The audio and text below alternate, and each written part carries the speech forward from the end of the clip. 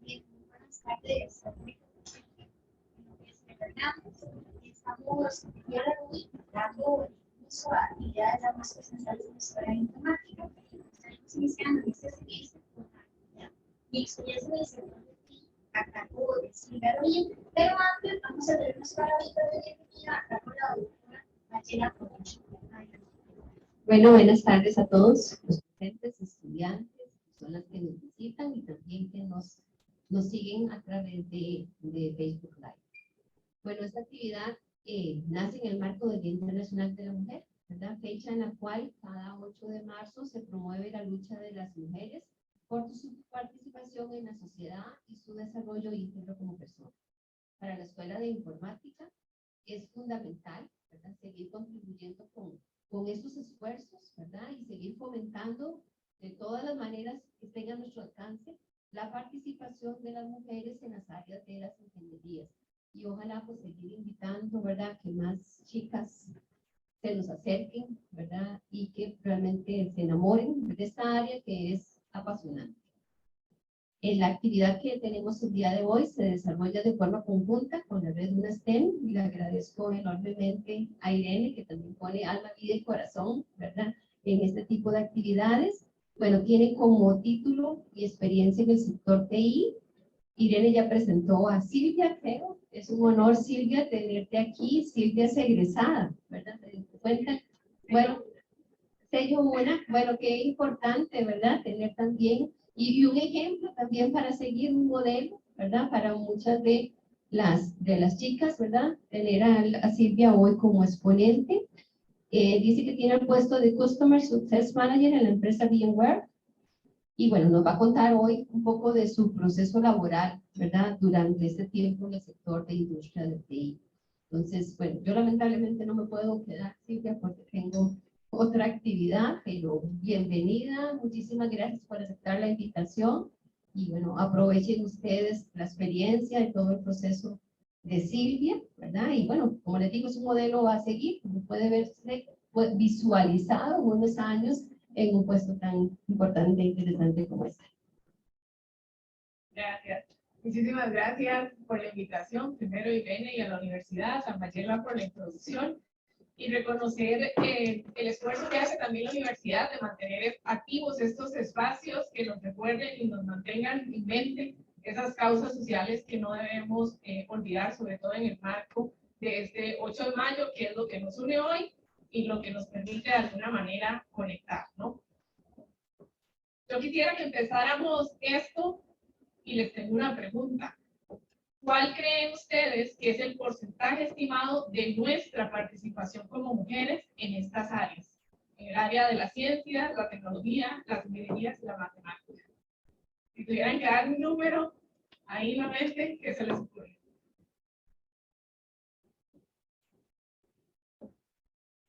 Están bastante acertados esos números. Y quisiera compartirles algunas estadísticas. Según estudios de la UNESCO, el 32% de las estudiantes matriculadas en las carreras vinculadas a estas áreas en la educación superior, solo el 32% son mujeres. Y el 3% están enfocadas en las áreas específicamente de las tecnologías de información y comunicaciones. Solo el 3%.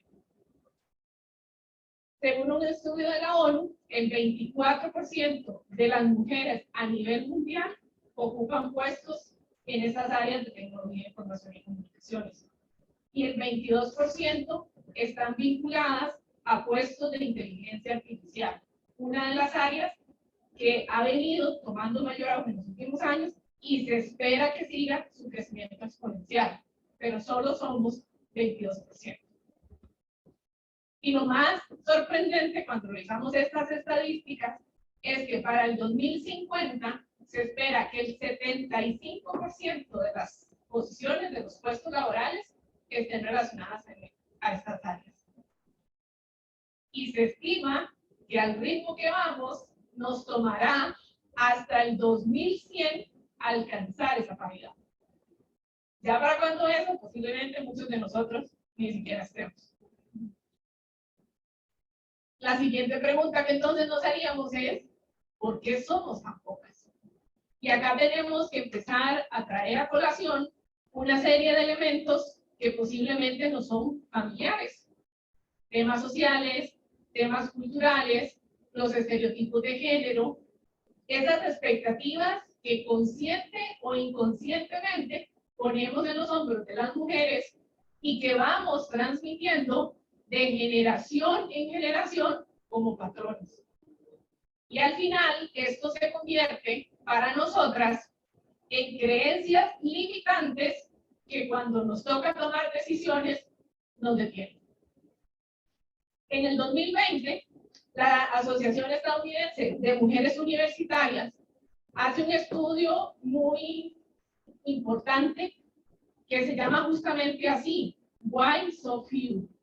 Y es bastante extenso el reporte que ellos generan y bastante interesante, no solo por las conclusiones que logran obtener, sino también por las recomendaciones. Y de ese estudio, yo quise extraer algunos elementos que en lo personal me llamaron mucho la atención y que pueden ayudarnos a enmarcar esta conversación que tenemos hoy. Entonces, el primero de ellos, los estereotipos de género. Y aquí, más allá de un ambiente profesional, tenemos que empezar por los ambientes familiares. Y cometemos el error entonces de empezar a pensar y a transmitir que tenemos colores para hombres y colores para mujeres, y juguetes para niñas y juguetes para niños, y eso entonces nos lleva a concluir que los hombres son naturalmente mejores para aquellas áreas que se relacionan con la matemática, y nosotras, las mujeres, las niñas y las adolescentes, somos más afines a carreras o a materias que tienen que ver con habilidades lingüísticas. El segundo elemento son temas como asumir que las habilidades son un regalo y por lo tanto yo nazco con ello o no nazco con ello, en lugar de que podamos observarlas como atributos dinámicos que nosotros podemos desarrollar. Y cuando hablo de nosotros, hablo de mujeres y hablo de hombres. El tercer elemento, que ese sí lo sabemos, nosotros físicamente, a nivel de géneros, tenemos una diferencia en la constitución o composición del cerebro, pero no hay evidencia de que esto pueda ser traducido en fortalezas o en debilidades cognitivas específicas. Y el último elemento, pero no menos importante, lo que sí se ha venido identificando es la diferencia que existe cuando lo observamos desde la mentalidad. Y acá hay dos tipos: la mentalidad fija, y la mentalidad de crecimiento. Y lo que sí se ha evidenciado es que aquellas personas que tienen una mentalidad fija rehúsan un poco las actividades en las que tengo que poner un poco más de esfuerzo, donde hay un poco más de riesgo, donde hay más exposición o donde soy más propenso a cometer errores. Ahora bien, ¿cuál ha sido entonces mi experiencia en esta área? En el 2002, cuando yo cursaba el 5º año del colegio, al igual que todos ustedes, nos toca tomar la decisión de qué queremos ser cuando seamos grandes. Y posiblemente es la primera decisión más importante de nuestras vidas. Desafortunadamente, cuando estamos en esas etapas, todavía no hemos posiblemente desarrollado al 100% nuestra personalidad y arrastramos una serie de inseguridades. En mi caso, fue así. Y cuando estaba en 5º año, me debatí entre dos opciones. La primera de ellas era educación, porque mis padres, ambos, son educadores. Entonces siempre tuve en ellos ese modelo a seguir. Pero me causaba mucha curiosidad el tema de la informática. Todo lo que tenía que ver con los sistemas. En aquel momento, hace exactamente 20 años, lo que se escuchaba era que esta carrera era muy demandante y era muy difícil. Y claro, uno como adolescente, tratando de decidir qué va a hacer de su vida, y escucha eso, la vocecilla interna pues empieza a hacer lo que usualmente hace, ¿no? Y es sembrarnos a nosotros la duda. Pero algo me decía a mí que esto era lo mío.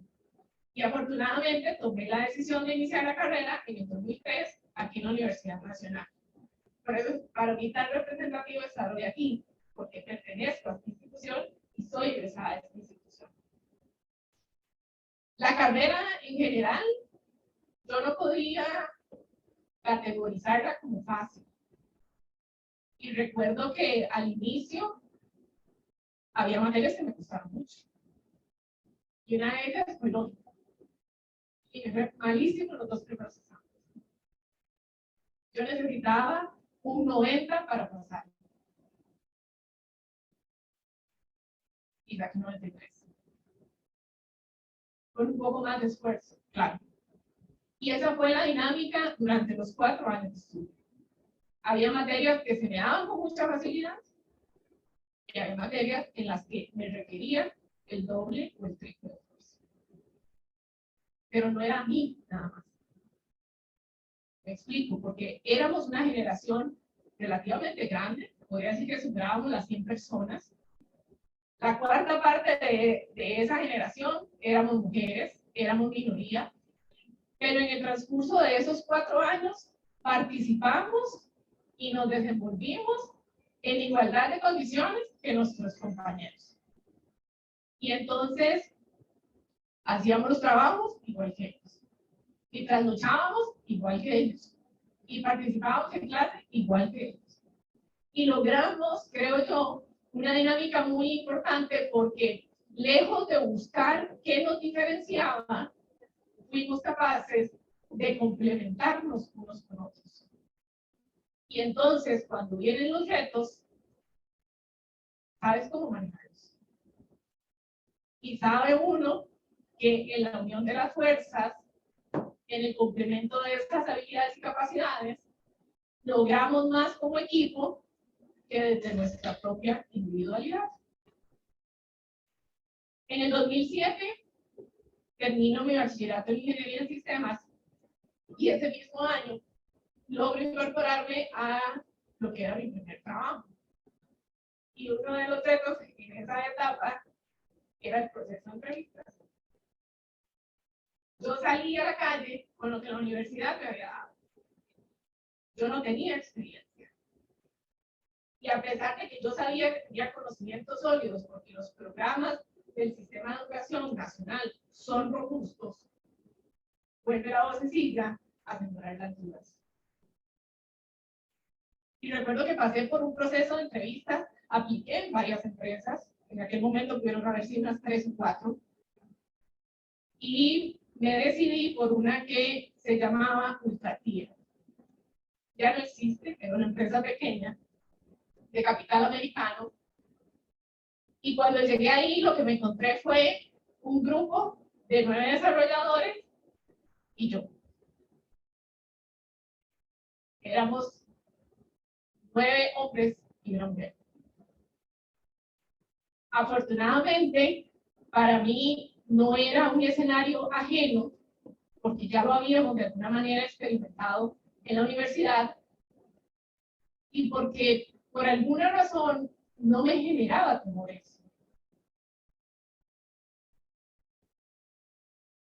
En esta empresa elaborábamos un framework que tenía por objetivo que una persona que no estuviera familiarizada con el desarrollo de software pudiera generar formularios o aplicativos para cierto sector de la industria de la salud en Estados Unidos. Entonces era bastante complejo, era un reto muy interesante y tuve la fortuna de trabajar al lado de 9 mentes brillantes.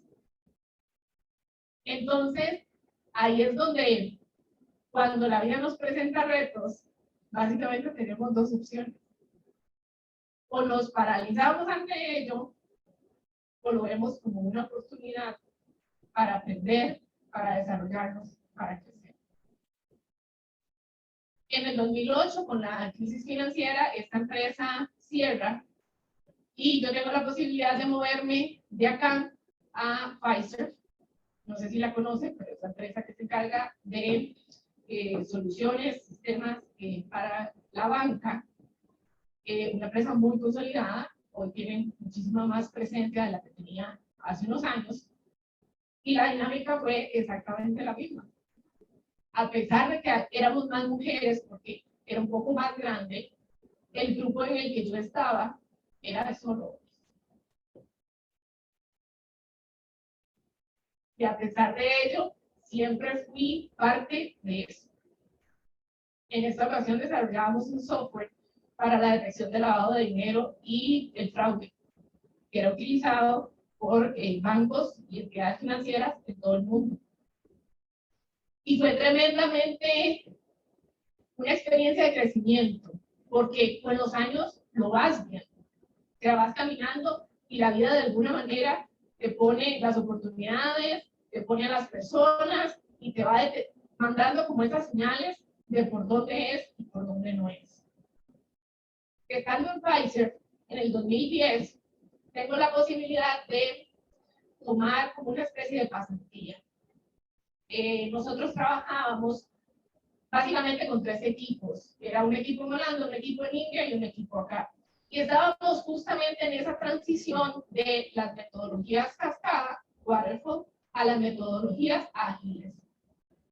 Y a eso había que sumarle el tema cultural, y a eso había que sumarle el tema de zonas horarias. Entonces había cierto conflicto ahí que intentaba en ese momento la empresa resolver a través de esta posición. Y mi jefe en ese momento me da la opción de tomarlo yo. Y es una de las experiencias que más atesoro y que quiero compartirles, porque en su momento el mayor reto quizás era abandonar mi zona de confort, irme de aquí por 3 meses, crear todo lo que de alguna manera apalancaba mi seguridad e ir a enfrentar un nuevo reto, lejos de todo lo que para mí había sido familiar hasta el momento. Y fue sumamente interesante, porque esto, creo yo, y podría considerarlo hoy, fue la experiencia que me permitió a mí encontrar dónde estaba mi pasión. Y a pesar de que por muchos años estuve de lleno en el desarrollo de software, esta oportunidad me habilita a mí a entender que mi pasión está más allá en la interacción directa con las personas y en ver cómo yo puedo facilitar el trabajo de los equipos para lograr resultados comunes. Y a pesar de que para mí fue como un clic en ese momento, fui consciente de que no tenía tal vez tan desarrolladas esas capacidades y no tenía tal vez el conocimiento que esa área requería.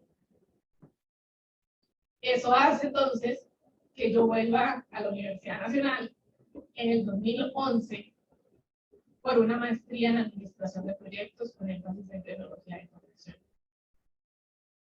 Y fue lo que me permitió a mí colectar esa data que yo no tenía antes de esto para poder asumir nuevos retos.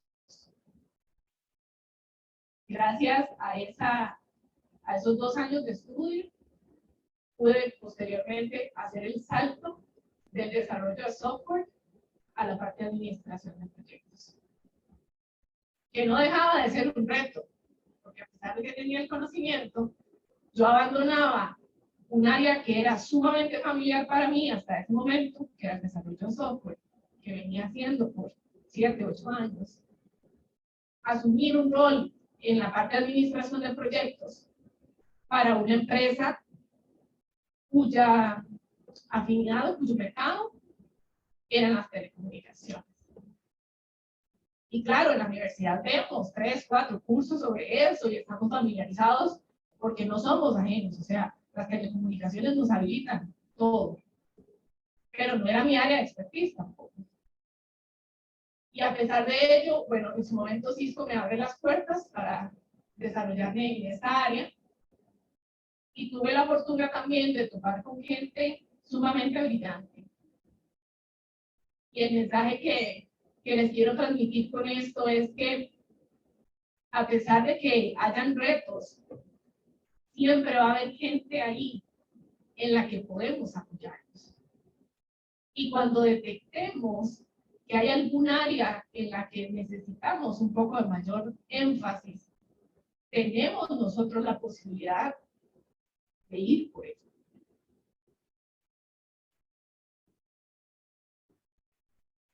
En el 2019 paso de Cisco a VMware y VMware me da la posibilidad de ejecutar proyectos y liderar proyectos sumamente importantes, básicamente desde el área de tecnología de información.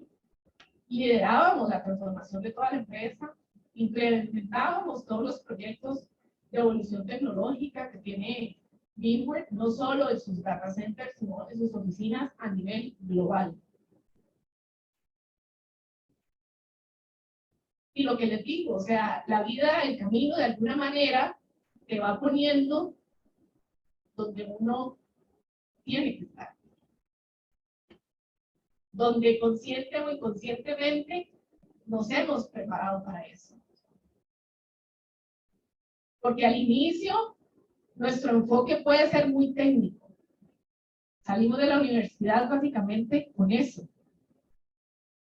Pero conforme vamos creciendo a nivel profesional, conforme nos vamos moviendo, nosotros mismos tenemos que ser capaces de identificar esas señales y fortalecer las áreas que se hacen requeridas para que nosotros podamos ser parte de una organización. Y con esto me refiero a la invitación que les hago de no solo trabajar su conocimiento y sus habilidades técnicas. Hoy por hoy, desarrollar las habilidades sociales es mandatorio. Y es lo que mal conocemos como habilidades blandas. A mí en lo personal no me gusta el término, porque de blandas no tiene nada.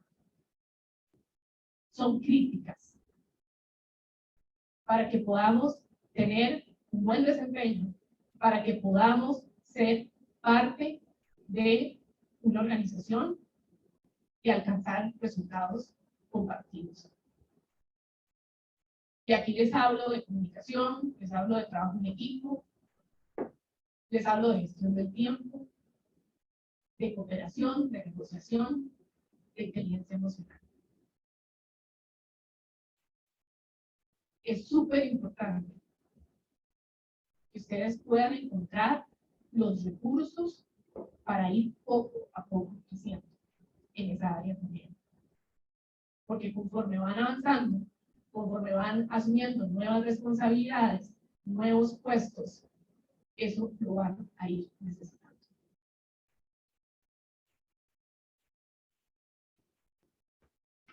Si yo tuviera que resumir mi experiencia de lo que ha sido este viaje en el área de las tecnologías de información y comunicaciones, posiblemente lo resumiría en estos 4 elementos, ¿no? El primero de ellos es impacto. Tenemos que sentir ese orgullo de ser parte de un sector que mueve el mundo. Hoy por hoy, ninguna industria funciona sin las tecnologías de información. Lideramos desde este sector toda la innovación mundial. Y nosotros, desde donde estamos, colaboramos a eso. El segundo es complejidad. Con todo esto que les comento, no pretendo transmitirles que es sencillo, porque aún estos 16 años míos en la industria no han sido lineales. Y yo creo que ningún área de conocimiento ni ningún aspecto de nuestras vidas lo es. es al final una combinación de aciertos y desaciertos, de errores y triunfos. Y ahí vamos formándonos. Y ahí vamos jugando nuestro rol. Y ahí vamos apoyando, poniendo nuestro grano de arena en este mundo que es maravilloso. Es maravilloso. Y en cada uno de estos desafíos, lejos de verlo desde una perspectiva de es un problema, deberíamos verlo desde la perspectiva de esto aprendo. De esto aprendo. El tercero es comunidad. Lo que yo he encontrado en todo este camino ha sido un grupo de personas tremendamente brillantes, de múltiples culturas, en múltiples disciplinas.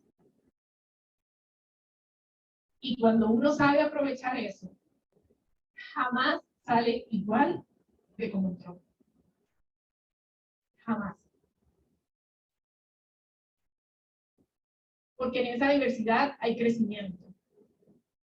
Y una de las cosas que quizás más quiero reforzar es eso. En que cada vez que tengan la oportunidad, en cada rol que estén ejecutando, no pierdan de vista lo necesario que es que aprovechemos esa ventana y esa puerta para construir relaciones sólidas. Y de ahí la importancia de lo que les mencionaba hace un momento. No lo hacemos a través de nuestro conocimiento técnico. Lo hacemos a través de nuestras habilidades sociales. Y eso debe ser sostenible. Y la última de ellas es oportunidades. Esta carrera tiene la maravilla de que te ofrece una amplia gama de opciones en las que uno se puede desarrollar. Y no porque empecemos en una de ellas, no quiere decir que ahí moriremos. Podemos ir buscando en donde se alinean más nuestros intereses y nuestras habilidades. Y encontrar nuestro lugar muchas veces requiere de ciertos movimientos y de ciertos procesos. Pero por eso es importante que siempre tengamos un norte. Y hacia allá vamos. Y otra cosa que no podemos obviar es que este sector es muy bien remunerado. Y eso nos permite a nosotros, entonces, encontrar recursos para fortalecer también nuestros intereses personales.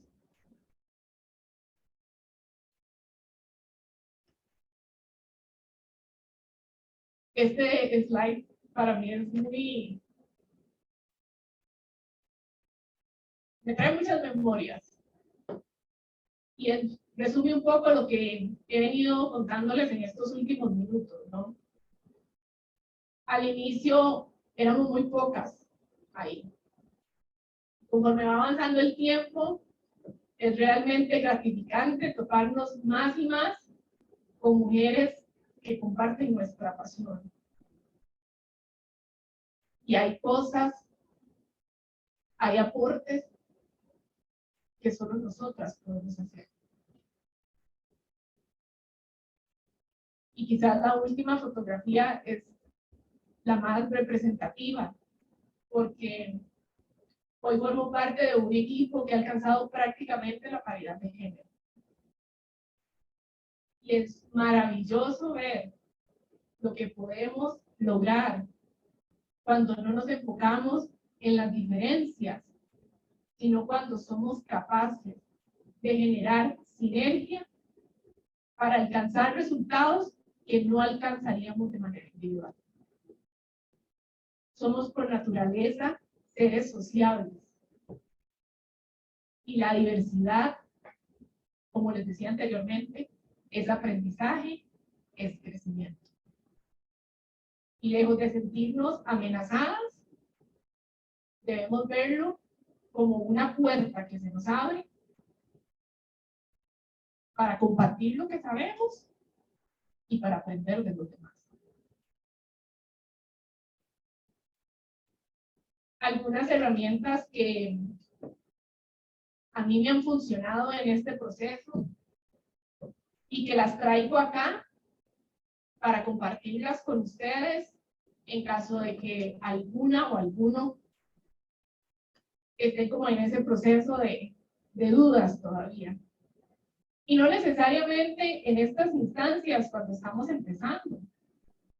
Puede ser en cualquier momento de nuestra carrera. La primera de ellas es pasión. Siempre donde hay pasión y propósito, hay resultados. Siempre.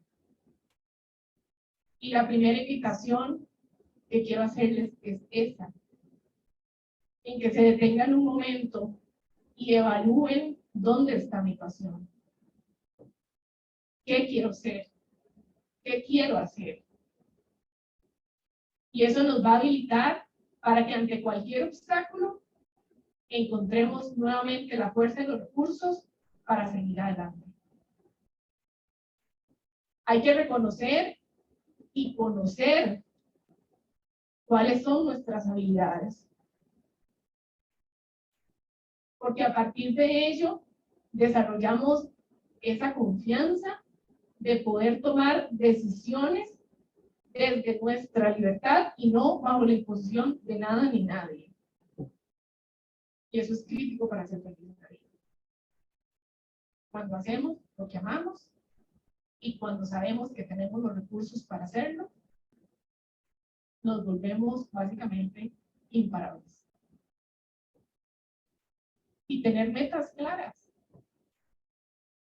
Eso es sumamente importante. Y posiblemente hoy no estemos donde soñamos. Pero una vez que el objetivo esté claro, lo que queda es definir acciones que poco a poco nos lleven hasta ahí. La segunda herramienta es la autoconfianza. Y aquí sobre todo insto a las mujeres a que trabajemos en esto todos los días de nuestra vida. A que podamos reetiquetar aquellas etiquetas que nos hemos puesto. A que le quitemos esa connotación negativa que le hemos dado al fracaso. A que podamos entender nuestras propias emociones y poder desarrollar empatía y compasión primero con nosotras mismas. Y eso nos va a permitir hacerlo con nuestros equipos de trabajo en cualquier organización en que nos encontremos. Y cuidar mucho la narrativa interna. Lo que constantemente pensamos y lo que constantemente hacemos, en eso nos convertimos. Y hay que tenerlo muy presente. La tercera es acción y aprendizaje. Les comentaba en uno de los slides anteriores que esta área es compleja, pero ya sabemos por qué es compleja, ¿no? Por el impacto que tenemos en el mundo y en el resto de las industrias. Y por lo tanto, es un sector que tiene por constante el cambio. Y eso implica entonces que nosotros tengamos que entrar en una dinámica de aprender, desaprender para reaprender. Porque esto cambia así. Cada nada hay una tecnología nueva. Y tenemos que entrar en esa dinámica. Tenemos que poder desarrollar esa capacidad que nos permita evolucionar, que nos permita generar nuevo conocimiento. Y el tema de los idiomas. Esta industria es grandísima. Y les comentaba que nos provee una amplia gama de opciones en las que nos podemos desarrollar. Pero si queremos optar por más oportunidades y si queremos optar por posiciones con las que soñamos, desde nuestra libertad poder optar a ellas, tenemos que tener la mochila llena de recursos. Porque ahí es donde podría estar la limitación. Pero no es algo que no podamos trabajar nosotros. La cuarta es celebrar los logros. Y a veces esto se nos olvida. Entramos en un trajín y lo dejamos pasar. Y sobre todo también las mujeres, es creernos, es darnos créditos de lo que hacemos y de lo que logramos. Porque detrás de ello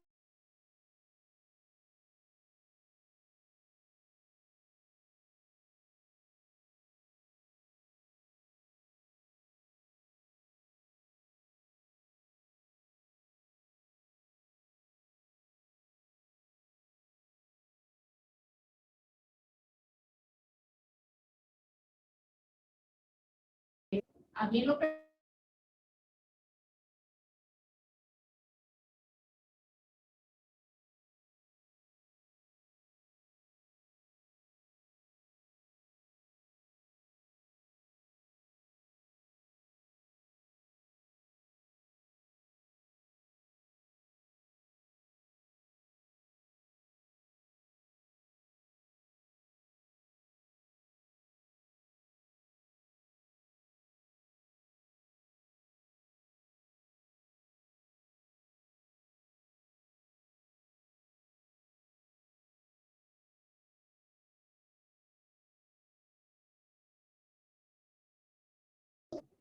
pero yo no soy el problema.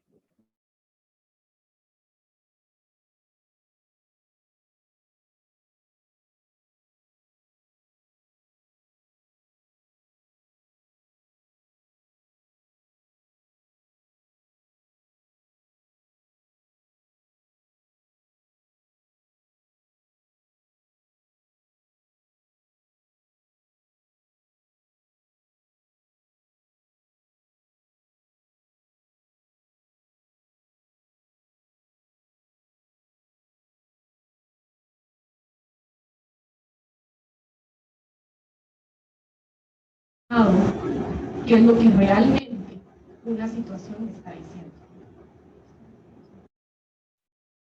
Diversificar las actividades. Recordemos que nosotras y nosotros no somos nuestra profesión. Yo no soy Customer Success Manager. Yo trabajo como Customer Success Manager. Yo soy Silvia. Y soy mucho más que lo que hago en una jornada laboral. Y eso no se nos puede olvidar. Tenemos que mantenerlo constantemente presente. Y cuando entramos como en este trajín, tendemos a eso. Nos sumergimos en esa pileta y a veces ahí nos despistamos, perdemos el foco. Y por eso es importante, ok, ¿con qué conecto yo para recargar? ¿En dónde apalanco yo mi seguridad? Para poder enfrentar lo que se ponga por enfrente. Y la última es una red de apoyo, que uno la va construyendo conforme avanza en esto. Pero por eso hacía énfasis en no solo enfocarnos en nuestra área técnica, sino desarrollar esas habilidades sociales que nos permiten ir generando esto. Y al final lo que vamos a tener es un grupo de personas, un grupo de colegas, que estemos o no trabajando juntos, somos un grupo de apoyo. Ellos de nosotros y nosotros de ellos. Y buscar mentores. A veces al inicio siente uno que no tiene los recursos. Y con toda esta proliferación de las redes sociales, Ahora acceder a expertos que comparten contenido de valor es sencillamente fácil. Y no siempre vamos a tener la opción, por ejemplo, de optar por una certificación o una maestría. Pero podemos empezar con un blog. Podemos empezar con un podcast. Podemos empezar siguiendo una persona con vasta experiencia en el área que a nosotros nos interesa y que comparta constantemente ese contenido. Y de ahí nos alimentamos. Porque lo único que nadie nos puede quitar es el conocimiento. Es, por excelencia, nuestra arma más fuerte. Y solo nosotros podemos hacerlo.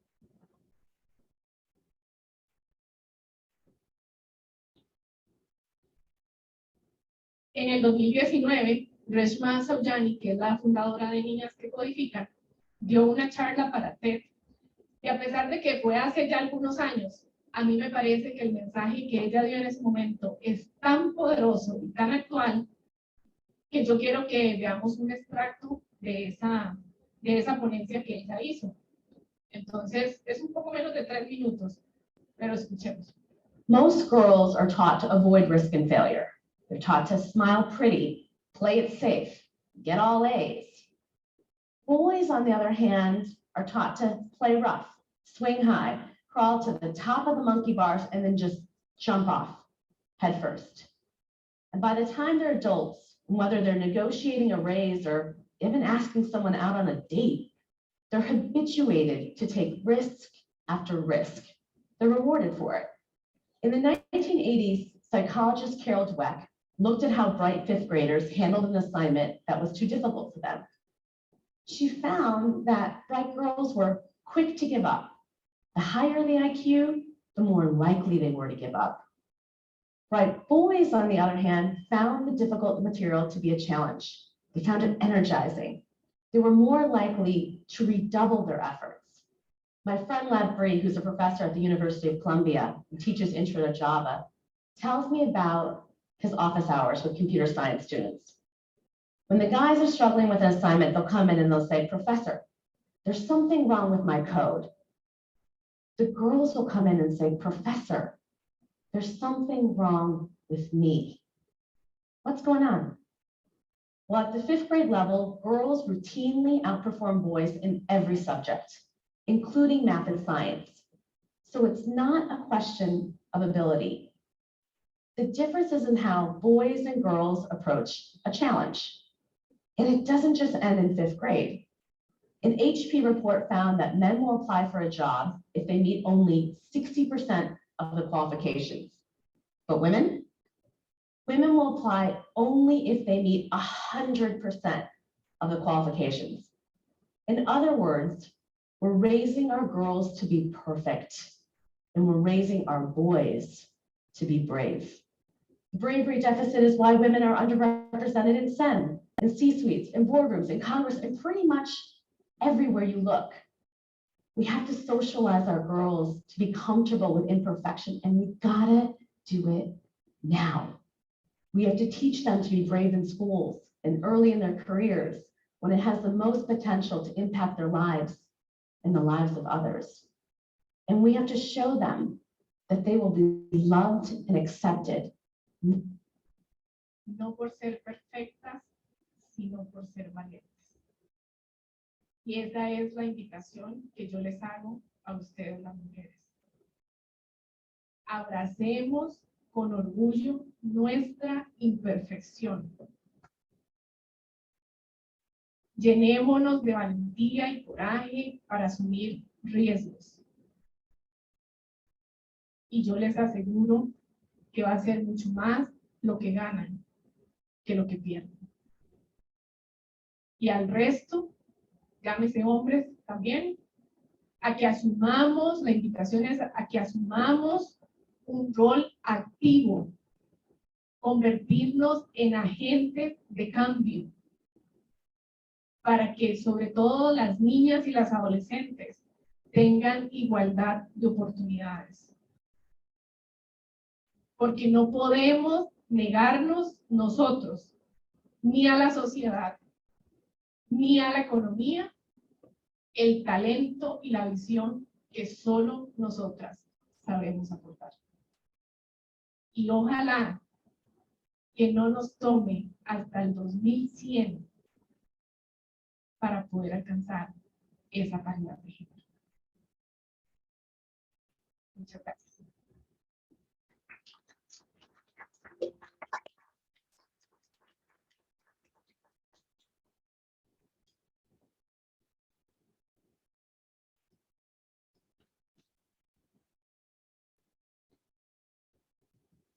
Muchas gracias a Silvia por la presentación. ¿Alguna pregunta, comentario de alguno del público?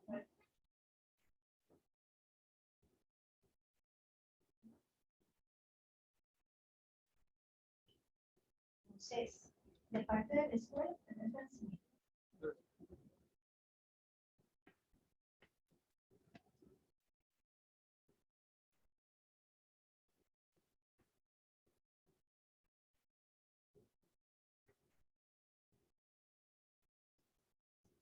Tenemos un detalle a Silvia por su presentación, por su charla, y esperamos en el objetivo final, ojalá que ustedes tuvieran la inquietud, es que podemos hacer nosotros para lograr la equidad también. Esta actividad, este esfuerzo y realmente el tiempo de Silvia, es que queremos dar un certificado